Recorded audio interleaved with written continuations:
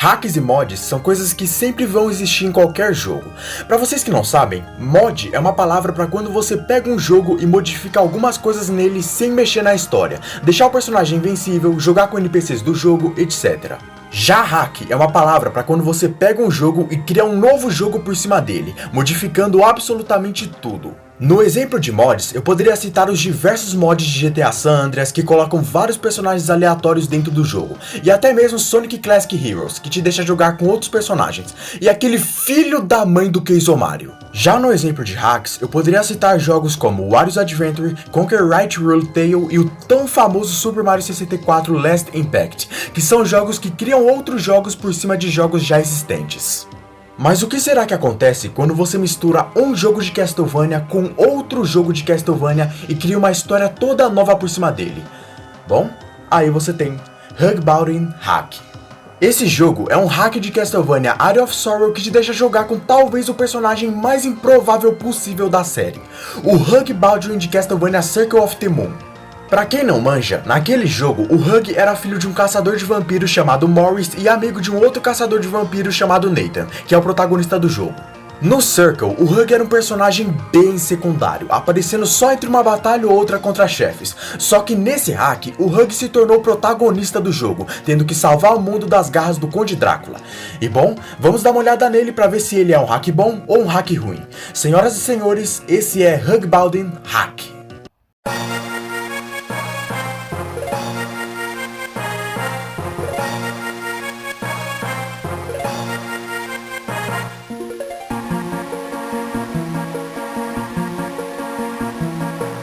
A história de HBH se passa depois de Circle of the Moon. Nela, Morris, o pai do Hug, era dono de um chicote poderoso que era capaz de matar o Drácula e todos os seus monstros, o lendário chicote Vampire Killer, que acabou sendo dado para Nathan, o seu aprendiz. Com isso, o seu filho, Hug, acaba se sentindo humilhado e resolveu reviver o Conde Drácula junto com o seu castelo para assim poder derrotá-lo e provar o seu valor para o seu pai, consequentemente recebendo o Vampire Killer. Com isso, Morris, Hug e Nathan entram no castelo com Hug sendo acordado por uma mulher chamada Carmilla, que era uma das serviçais mais fiéis do Drácula, que tinha sido morta no jogo anterior. Isso parece um pouco estranho de início, mas basicamente, quando Hug reviveu o castelo do Drácula, ele também reviveu todas as pessoas que tinham morrido dentro dele, incluindo a Carmilla. Na entrada, a Carmilla nos conta que todos aqueles que tinham sido revividos no castelo estavam enfraquecidos, inclusive o Conde Drácula, e que ele precisava de um sacrifício para voltar a ficar poderoso como antes. Nathan então acorda e começa a questionar Hug sobre isso. Os dois trocam as palavras aqui e ali, você assume o controle de Hug e o jogo começa. HBH é basicamente Area of Sorrow com as cutscenes alteradas para poder contar uma nova história. Entretanto, o jogo nos apresenta algumas particularidades realmente interessantes. Vamos começar pelo básico, os gráficos. A conversão de sprites do Hug ficou muito boa. O problema é que o jogo tem alguns bugs gráficos. Na tela de start, o jogo não apresenta nada na cara dele. Inclusive, o nome dele está escrito errado na tela de start. Quando ele ataca enquanto pula, tem uns risquinhos rosas no corpo dele. E principalmente, quando ele tá andando, um dos sprites acabou se deslocando dos outros, fazendo com que a animação de andar dele ficasse torta. E sério, eu sei que são só alguns pixels, mas acredite em mim, isso incomoda muito o olho. E parece que não foi só comigo que esse bug aconteceu, porque eu vi a gameplay de alguns rapazes aqui do YouTube e parece que eles tiveram os mesmos problemas. E não é só com o Hug que esses bugs gráficos aconteceram. Por exemplo, eles também acontecem com algumas coisas no jogo. Por exemplo, aqueles esqueletinhos que jogam bomba ficaram todos tortos quando eles vão te atacar. Quando o Drácula e a Carmilla vão andar, eles não têm animação nenhuma, o que faz parecer que eles são um tijolo andando, entre outros. Esses bugs gráficos são bem irritantes aos olhos, mas com o tempo você se acostuma. Os controles são os mesmos do Area of Sorrow, o que significa que eles são bons, certo? Você continua andando pelo castelo, pegando armas, aprimorando seu personagem, etc. Só que a hack tem uma pequena diferença do Area of Sorrow. No Circle of the Moon, o Hug só tinha essa animação de ataque aqui, e um ataque especial. Só que o cara que tava fazendo essa hack parece que ficou com um pouco de preguiça de fazer sprites novos. Então ele acabou usando a mesma animação de ataque para todos os ataques. Ou seja, não importa a espada que você colete pelo mapa, você sempre vai ficar com essa mesma animação de ataque. E os problemas disso são: essa animação tem um pequeno delay para o Hug atacar o inimigo, o que acaba fazendo com que às vezes ele seja atacado primeiro. Como o jogo só tem uma animação de ataque para todas as espadas, fica chato demais você ter que ver a mesma animação se repetindo toda vez que você ataca.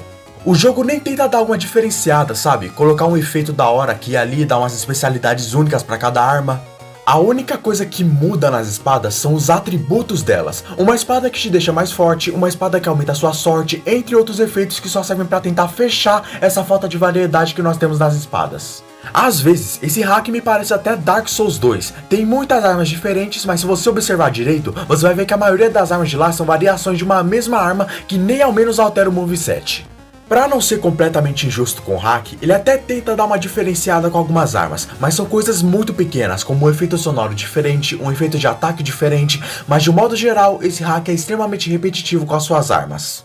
Mas se a gente olhar de um modo um pouco mais abrangente, em Circle of the Moon e Harmony of Dissonance, a gente também só podia usar uma arma no jogo todo, e ela tinha o mesmo moveset. Então, se a gente ignorar essa lentidão absurda da espada para atacar, até que dá pra gente relevar e você consegue se divertir jogando. Sobre a trilha sonora, bem, a trilha sonora de Area of Sorrow é linda, de longe é a melhor trilha sonora de qualquer jogo de GBA, e eu boto a minha mão no fogo para defender isso. Já aqui nesse hack, o criador acabou trocando as músicas de diversas áreas e situações diferentes. Por exemplo, a mais memorável música de Area of Sorrow, que no caso é Castle Corridor, foi substituída por Fate of Despair. Só que o jogo usa uma versão diferente dessa música que eu não consegui encontrar.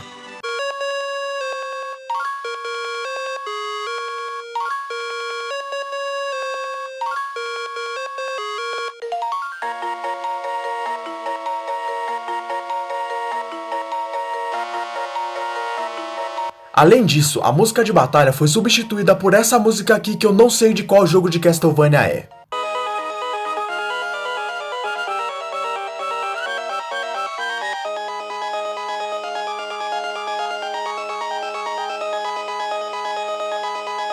Isso sem falar que o jogo também trocou a música de vários outros estágios por músicas piores que as originais. Eu honestamente não gostei nem um pouco dessa mudança de músicas, elas acabaram tirando completamente o impacto de algumas cenas. Por exemplo, a cena do Gran Falun tem a mesma música chata de batalha, assim como a cena de luta entre o Hug e o Nathan, e a cena de batalha final. As únicas áreas que não tiveram músicas ruins na minha visão foram a Clock Tower, porque eles usaram a versão da Clock Tower do Circle of the Moon, que é uma versão excelente por sinal, e a área final, que usa a música Bloody Tears, só que ela usa uma versão super bonita dela. Eu amei a melodia, inclusive eu acredito que ela ficou até melhor que a original.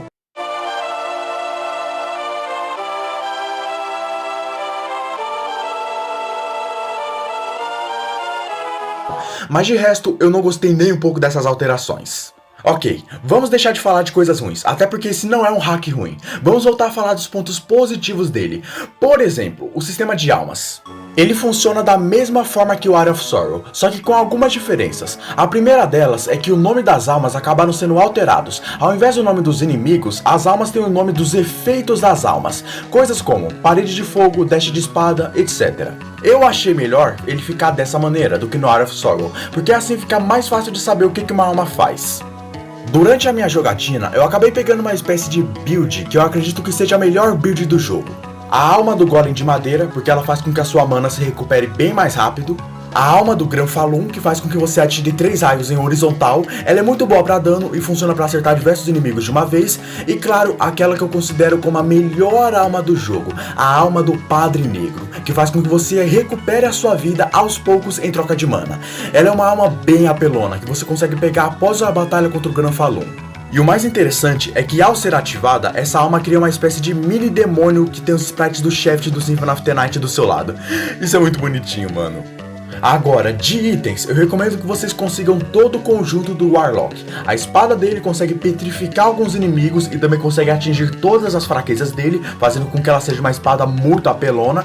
A armadura dele te dá resistência absurda e o anel dele faz com que você não perca nenhuma gota de mana.